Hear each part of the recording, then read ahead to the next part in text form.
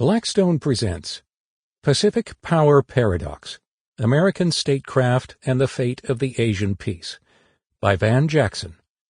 This book is read by Tim H. Dixon. Preface.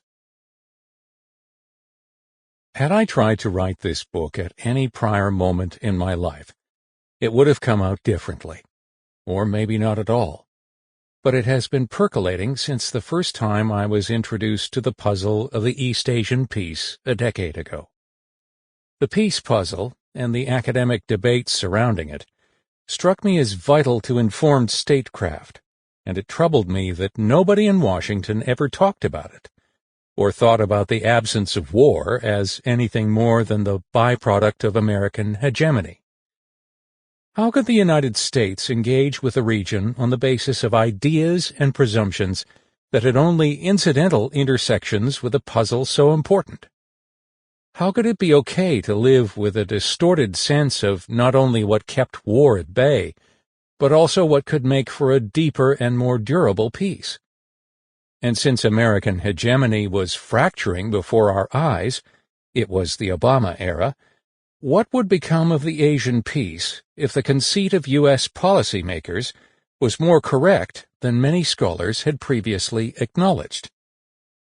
Whereas the Washington of my early career offered no room for these kinds of questions, the Trump era made them impossible not to ask.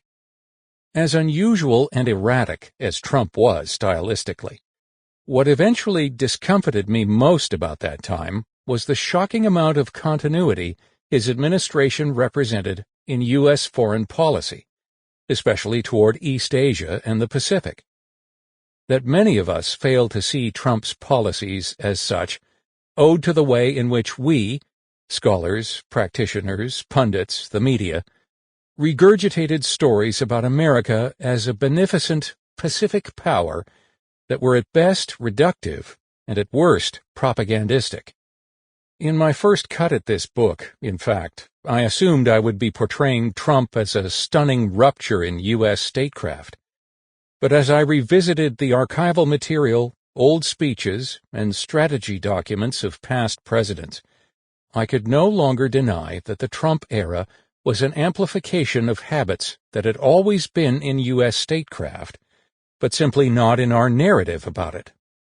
I came to see our collective mythologizing of what was often really American imperiousness as encouraging U.S. policymakers to play with Asia's fate without even realizing it.